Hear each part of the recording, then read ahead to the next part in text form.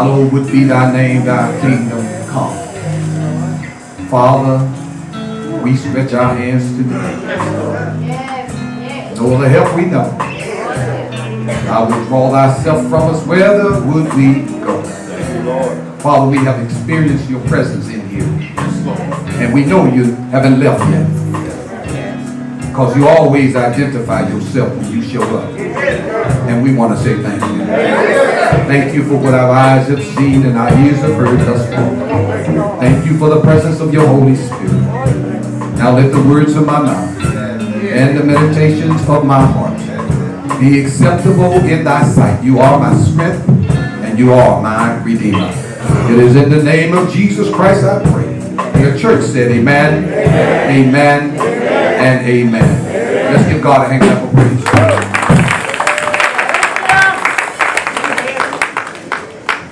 We thank God again for his presence. We thank God for his grace. And we thank him for his mercy. And we thank God for each and every one of you. And we thank God for those who are watching us by video. We are certainly praying for you day in and day out. Amen. I would like the church also to lift up actually four of our elderly people. The mother, church father of the church, and Sister Wilma, who had some surgery this week. She's not here, and Brother Holmes is not feeling well. Let's pray for them, okay? Keep them up in your prayers, and others. Amen. So they've been faithful to this church, and they're not here, something's wrong. Amen. So we are asking you in the name of Jesus Christ, our Lord and Savior, to pray for them in Jesus' name. Amen. Amen. Amen. If you have your Bible, thank God that brother went into Isaiah. Oh, he's going to say what I was doing. Isaiah chapter 1. He had 18, I do 1. Isaiah chapter, the prophet Isaiah, in the book of the prophet of Isaiah. Isaiah chapter 1. Isaiah chapter 1. I don't know how this one going to fit in what we just experienced, but God gave it to me. Amen, amen. We thank God for the couple who have dedicated and promised themselves to each other. What a blessing that is. Yes, sir. Amen. God is in the married business. That's what he do. Amen. Perform the first one. Isaiah chapter 1. Isaiah chapter 1. Amen. Thank God for the choir. Thank God. Thank y'all. Thank you so much. Amen. For that song. Amen. It stirred up things in here. Man, it's raining. It's raining. Open the floodgates of heaven. Amen. Praise be to Jesus. Wise lad on the white man. You like that song? Oh, okay. She grinning at the bride to be. Amen. Y'all gotta act right now. We're being fair. Amen. Thank God the choir is coming in. We are in Isaiah. Amen. Give them a little time. Y'all don't mind doing it. Amen. If you can't stand. Isaiah chapter 1. Isaiah. Chapter 1, verse number 3. Isaiah chapter 1, verse 3. Isaiah chapter 1, verse 3. If you dare, say amen. Amen. If you don't, say wait, preacher. Wait, preacher. Right. Isaiah chapter 1. Isaiah chapter 1. Amen. Isaiah chapter 1, verse 3. Isaiah. Almost in the middle of the book, almost. Old Testament. Amen. Right past Song of Solomon. Amen. Ecclesiastes, Song of Solomon. Got it? Amen. Go to verse 3, and it says, the ox knoweth his owner, and the ass, which is a donkey, his master's crib. But Israel doeth not know. My people do it not consider. You may be seated in the presence of our Lord and Savior Jesus Christ. Our title for today is A Crime of the Highest Nature. A crime of the highest nature. We're talking about ingratitude, being a lack of thankfulness. We are in a dilemma as a nation and as a world.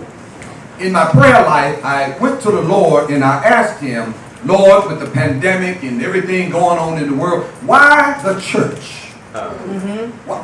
Why didn't you set aside your bride and not let this thing attack your church? God said, it's a crime of the highest nature that my loved ones have committed against me. And God sent me to this. Isaiah chapter 1 verse number 3, where Isaiah is warning the nation of Judah and Israel. He is warning them that they must turn back to the Lord. They've got in their head where their riches have come from them, and they're doing what they want to do. They're serving other gods. They're more focused on other things rather than lifting up the name of Jesus. They're being warned right here. And he put it in the terms of an ox and a donkey. Something we can understand. We'll get to that in a minute. Let me give you 2 points. 2 points. First, he's talking about the ignorance of a nation. Ignorance of a nation. You can put world there if you want to. But we're going through something, ignorance of them. You find yourself in there, we ignorant of something on how to get out. Okay, point 2. The inconsideration of a nation. We have been ignorant of God's word. That's what got us in the mess we're in. Then we, the one that know God, have been inconsiderate unto him. I don't know how it's going to fit what we went through, but it's big that God gave it to us, so I got to preach it. Amen. Amen. Amen. It's talking about ingratitude. Amen. Where people are not grateful anymore. They're not thankful for what God has done for them. God has brought us from a mighty long way. We're starting to think that we're doing it and we did it all by ourselves. I work 2 jobs. I do this. I got my education. I went and got it. You are nothing without our Lord and Savior Jesus Christ. It's a crime of the highest nature. When we're dealing with God, we don't necessarily think about a crime against him. So when you sin against God, it's a crime against God. Am I preaching yet? Let's go. The ignorance of a nation. Watch this. Look at the verse. He said, and the ox knoweth his owner, and the ass his master's crib. But Israel doeth not know. My people do it not consider. Now watch this. The ox knoweth his owner. He's using as an analogy a ox or bull, whatever you want to call it. The ox knows its master. But the nation don't know his master. It said this. The bull, the cow, know his master. But God's people don't know their master.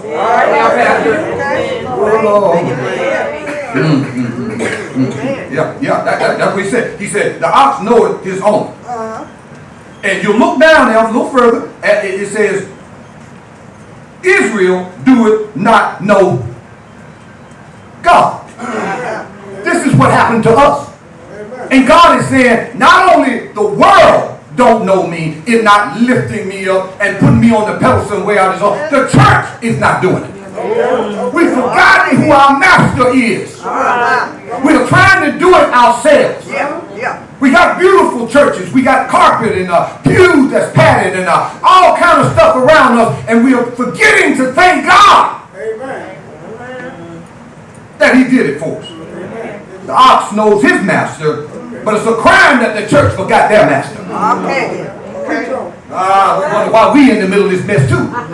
God said, you forgot me too. Amen. You should have been reminding those people who I am.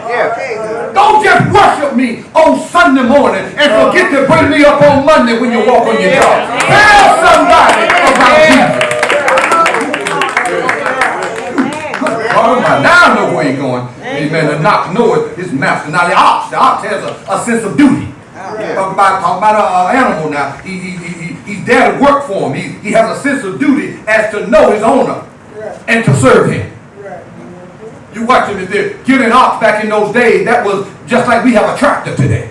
They would use that animal burden. They were strong and he could fight back He could take out his master if he wanted to, but he was humble before his master. Whatever his master told him to do, he served him. That's right. But the church, you got to talk about the nation. But the church, the church itself, we are forgetting how to serve the Lord. So God said, when I put it on them out there, I'm going to put it on you too. You are just like them. Yeah, I'm talking about the church. I'm talking about the whole church, not just this church, every church as a whole. We forgot to uplift the name of Jesus. Oh, we'll call his name in passing, but are we serving him?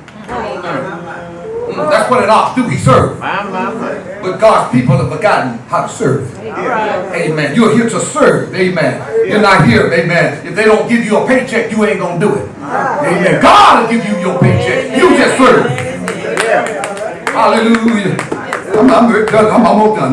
The inconsideration of a nation. I'm talking about a nation. I'm talking about the church. Okay. Look at your verse. Verse 3. The ox knoweth his owner, and the ass, or the donkey, his master's crib. Now. God said, my people do it not know, that not consider. Now, he said, the ox. The donkey understands where it lives. He said his crib. But the church don't. If you turn the donkey loose, he'll go back to his crib. God said, I can't even guide my people back to their crib. I'm almost done. You can say amen. He said he understands where he lives. He understands who's feeding him. He understands that he can't do this by himself. So if he let him go, he'll go back to where he lives. God says it's time for my church to come back to where they live. Come on back here to where you're supposed to be. Come out of the world. You are a special people. You are a peculiar people. I brought you out of darkness into my marvelous light. And you wander just like an animal back out there. God says, so when I treat the world the way I treated them, I got to treat you too. You'll become a part of the world. And don't know his master's crib. He'll come back. God said, why ain't we coming back? We are so focused on the pandemic. We are so focused on that we forgot to ask God, why am I here, Lord God? And what is it going to take to get me back home? Oh, Mr. Fauci and the president and all, thank God for all of them, but they don't know what my master knows. They don't know that he created everything. He created this thing. So if you can get my attention, I'm going to the master. I'm almost there. I'm trying to show you something. I'm trying to show you God is upset with his church. He expected it from them people out there. But his church have wandered off and forgot how to come home. Oh, it's time to come back to the Lord and say, whatever's going on, Lord, you can fix it. I'm going to stand, Lord God, until you fix it. Can't nothing happen to me. Absent from the body will be present with the Lord. He can't hurt me. We're so afraid of death. Man, I put fear into the church. Come on now. God said, I did not give you the spirit of fear. It's a spirit. You have to watch that spirit. We watch TV all day long and they say these negative things and we fall for it as Christians. We got to stand up and say, I'm going to listen to what did the Lord have to say about it? What did Jesus have to say about it? It's in the Lord.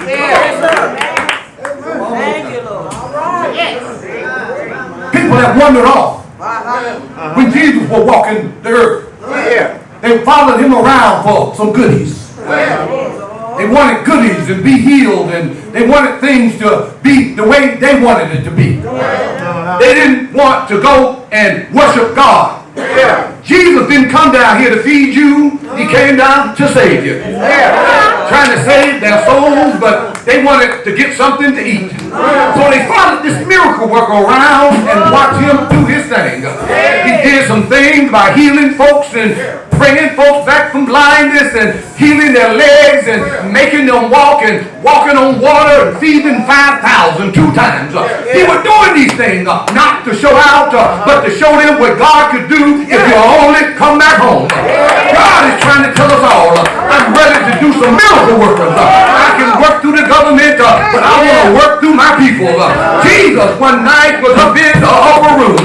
Things had got a little testy. He had told his people, his disciples, I'm about to leave you and go to my Father. They got a little heavy-hearted. He said, don't look around and be undismayed. I told you I got to go. He said, let not your heart be troubled. Ye believe in God. You got to believe in me too. He said he's going to go to his Father's house. I'm going to prepare you a mansion. Something you've never seen. God's house, God. Can hold a whole bunch of mansions. I got a mansion in the sky. And Jesus is fixing it up.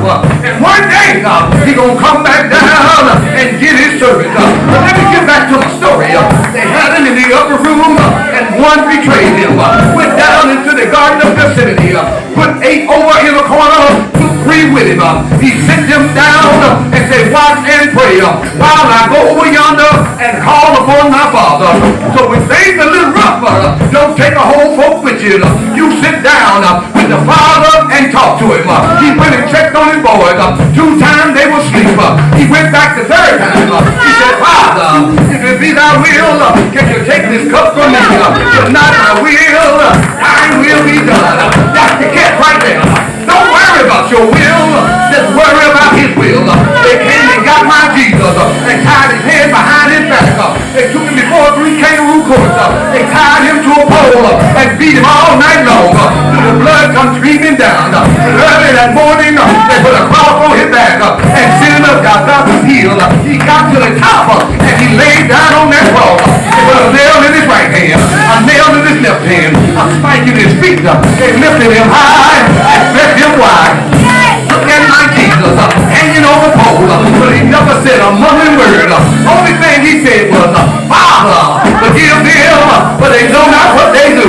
They took my Jesus and they pointed their fingers at him, but he stayed right there till the sun refused to shine. He stayed right there till his Father turned his back on him, and he gave up the ghost. He gave up the ghost and said it is finished. He took him down and put him in a borrowed tomb. Stayed there all day Friday, all night Friday night, all day Saturday, all night Saturday night. But early, somebody said early, he got up from that grave with all power in heaven and earth in his hand. Somebody say yeah, yeah, yeah, yeah,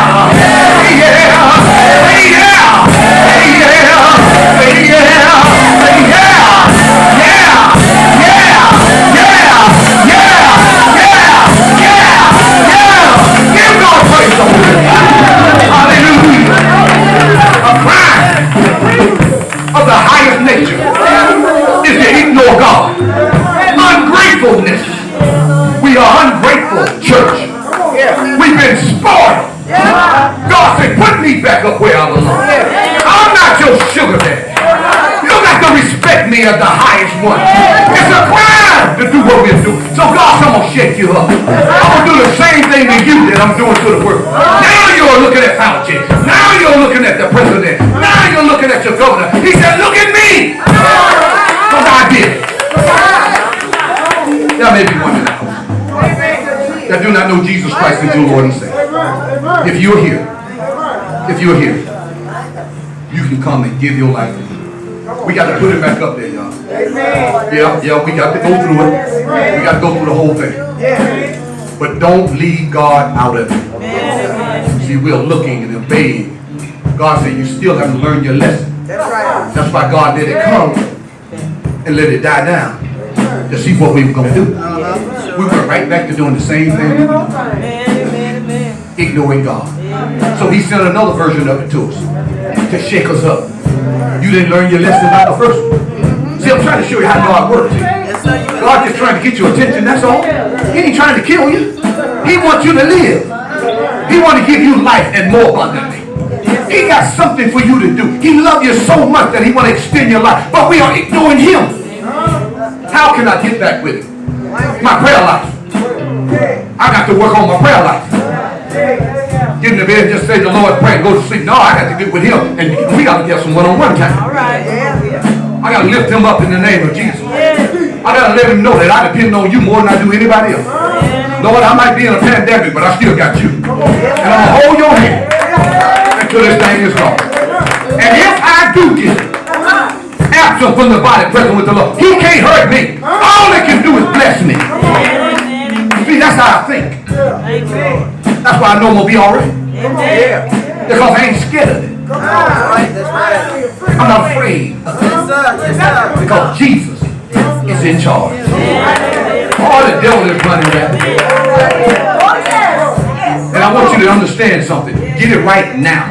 Get right with him now. Because when he come back and crack that sky, I pray your name is called. Because after the Holy Spirit leaves the earth, the church leaves the earth, all H-E-double-L will break out. The devil gonna take over. Ain't gonna be no courts. It ain't gonna be no Supreme Court. It ain't gonna be none of that. It's gonna be what he say, serve me or die. Oh, y'all sit down. Don't sit down. I want you to get right. I want you to go with me. I want to go up there together. I want to look around and all y'all up there. Together. Well, we're going to heaven. Yeah, you can make it. Even after that. Make it. But you're going to have to run. Where's my Bible? Give my Bible. Give my Bible. Wait, give my Bible. I want to show you something. I showed it to him in open your Bible back up. I'm going to let you go. But I got to show you what I'm talking about. Revelation. I'm glad.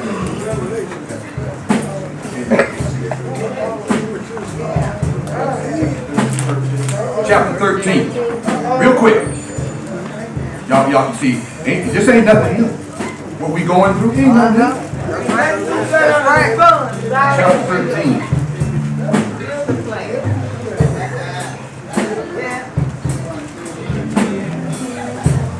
Revelation chapter 13.